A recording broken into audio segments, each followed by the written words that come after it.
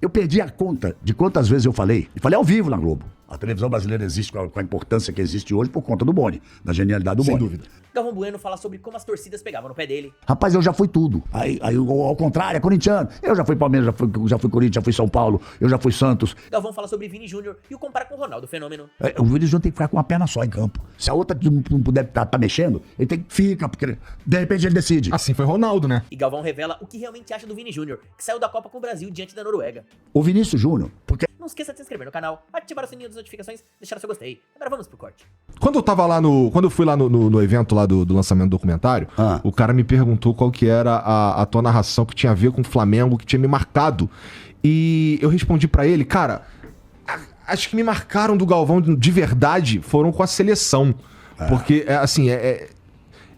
ali dá pro Galvão ser brasileiro, sabe? Então, mas que ano você nasceu? Então, eu nasci em 85. Então, você não... Eu não vi. Mas, ó, eu fui ver depois, porque tem no YouTube isso daí. Então, cara, é interessante que, sei lá, você tinha o quê? Quanto tempo de Globo ali? O Luciano do Vale era o cara, né? Eu tinha 2 meses, 3 meses. 2 meses, cara. Não, Os caras te colocaram pra narrar a final do Mundial? Não. Quando eu cheguei, e na Globo tudo é muito bem esclarecido, tá no contrato, tudo, e eu sempre, eu coloco como 2 dos meus 3 mestres, o terceiro é o Pelé, o Boni e o Armando Nogueira. O Boni é o Boni. A televisão brasileira existe com a importância que existe hoje por conta do Boni, da genialidade do Boni. Sem dúvida. Cara, o Boni falou tão bem de mim no documentário, rapaz. Eu sempre soube que ele gostava de mim, mas não achei que fosse tanto assim, não, cara. Tô devendo mais ainda ao Boni. Mas foi tudo muito ajustado com o Boni e com o Armando Nogueira. O Boni era o vice-presidente de operações, né? E o Armando Nogueira era o diretor do que era o jornalismo e o esporte junto. Então, foi feito um acordo. O Luciano Vale estava lá, historicamente. E eu vinha de uma temporada de Fórmula 1 fazendo na Bandeirantes, na Band, em 1980. Primeira vitória do Nelson Piquet, disputou o título até o final, aquela coisa toda. Então ficou acertado o seguinte: a Fórmula 1 era minha, a seleção brasileira era do Luciano do Vale e o resto era dividido. Uma pra você, uma pra mim. Uma pra você, uma pra mim. Aí eu estreiei no jogo, o primeiro jogo, era como se fosse uma semifinal, mas não era de grupo. Mas vai lá, vale como semifinal. Tá. Eu estreiei no George Wilson e Flamengo. Tá. Lá em cima do morro. Aí, lá é tudo alto, né? Aí tinha um outro jogo importante que eu não me lembro qual era. Aí o Luciano fez. Aí eu fiz o segundo, o do Maracanã. O Flamengo foi pra final. Aí o Luciano fez uma final do Campeonato Paulista, se não me engano. E aí eu fiz o primeiro jogo da final da Libertadores, com o Cobreloa, no Maracanã. Aí o Luciano foi fazer o segundo. Ele foi fazer o segundo, deu um terceiro jogo. Aí deu um terceiro jogo, ele saiu direto do Chile pra Montevidéu, saiu de Santiago para Montevidéu e fez o terceiro jogo. E a seguir era a final do Mundial.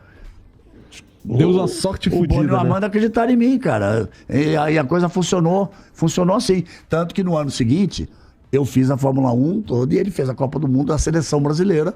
E eu fui o segundo na Copa do Mundo de 82. E, cara, assim, hoje todo mundo sabe que tu é Flamengo. Mas nessa época, não. Não, mas até pouquíssimo tempo atrás. Então. Até muito pouco tempo atrás. Rapaz, eu já fui tudo. Porque assim, jogava Palmeiras e Corinthians. Aí o Palmeiras ganhava. Você vai mais forte com quem tá jogando melhor. Aí o torcedor do Corinthians dizia, esse filho vai palmeirense. Aí ao contrário, é corintiano. Eu já fui Palmeiras, já fui Corinthians, já fui São Paulo, eu já fui Santos, eu já fui Grêmio, já fui Inter, já fui Cruzeiro, já fui Atlético, já fui Vasco, já fui Flamengo, já fui Fluminense, já fui Botafogo, eu já fui Sport do Recife, já fui Bahia. Tudo. Já fui tudo. Era na bronca do torcedor adversário. Agora, já que nós falamos disso, o Vini Júnior, a minha admiração por ele aumenta a cada dia. Primeiro, como jogador. A única coisa certa que o presidente da Liga falou é que ele disse assim, então, ele hoje é o principal jogador do Campeonato Espanhol, foi a única coisa certa que ele falou. Eu só torço pro Real Madrid por causa do Vinícius Júnior. Eu torço pro Vinícius Júnior, onde quer que ele esteja. Cara, ele veio de origem simples, lá no Rio de Janeiro. Ele encarou, ele não teve uma passagem assim, que vai trocando de clubes. Ele saiu de um gigante para um gigante, ele saiu do Flamengo para o Real Madrid. E quando chegou lá, teve técnico muito famoso no mundo, como jogador, como tudo, que disse, ele não sabe chutar em gol. Comentarista lá, não vai vingar no Real Madrid, não.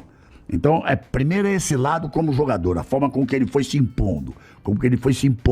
Se impondo. E o Tite tirou ele, sei lá, com 18 minutos do segundo tempo, meu Deus do céu, no jogo com a Croácia. Aí, o Vinícius Júnior tem que ficar com uma perna só em campo. Se a outra não puder tá mexendo, ele tem que... É só uma, fica, porque de repente ele decide. Assim foi Ronaldo, né? É assim, a recuperação do Ronaldo. Então, os fenômenos são os fenômenos. Existe em tudo que é coisa. Primeiro ele se impôs como jogador. E o racismo, na Espanha, ele existe forte mesmo. Já estava vendo, na Itália também. Estava vendo uma declaração do Júnior, o maestro Júnior, dizendo que sofreu lá também. E tantos jogadores sofrem com racismo.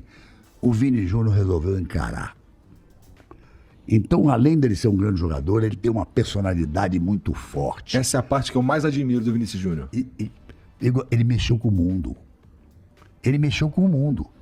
O presidente da República do Brasil se manifestou, o primeiro-ministro da Espanha se manifestou, a embaixatriz da Espanha foi... Não se convoca o embaixador de um país à toa no Ministério de Relações Exteriores, a coisa é séria. E aí espalhou pelo mundo as pessoas, grandes estrelas de vários segmentos do mundo, oficiais, personagens oficiais de governo. Ele mexeu com o mundo, cara. Vai, Vini Júnior, e o jogo depois... Os jogadores todos entrando, o Real Madrid, o presidente do Real Madrid, ele é metido pra caramba, cara. Ele chamou o Vini Júnior, conversou com ele. Tem uma imagem que as pessoas, que talvez não sabendo, não deram importância. Ele machucado, ele não pôde jogar contra o Rayo Vallecano. Que foi o jogo seguinte. Que foi em Madrid. O Vinícius Júnior, porque existe uma tradição no futebol espanhol, que os presidentes dos dois clubes se sentam lado a lado na tribuna. Aqui no Brasil, se fizesse isso, era capaz de sair porrada, mas... É verdade. Mas os presidentes dos dois clubes, em todos os jogos, se sentam lado a lado na tribuna. O Vinícius Júnior sentou entre os dois presidentes. Deram um pouco de destaque a isso. Talvez tenha sido a primeira vez na história que um jogador tenha sentado entre os dois presidentes. Um jogador preto que luta contra o racismo. Deram muito pouco destaque a isso. Quando eu vi aquela cena, que o estádio grita o nome dele, ele se levanta, tá o Florentino Pérez de um lado, me perdoe, o presidente do Rayo Vallecano, não tenho a menor ideia do nome dele. Mas então tá o presidente do Rayo Vallecano de um lado, o Florentino Pérez do outro, e o Vinícius ali no centro. E jogadores entraram todos com a camisa número 20, escrito Vini. Eu vi.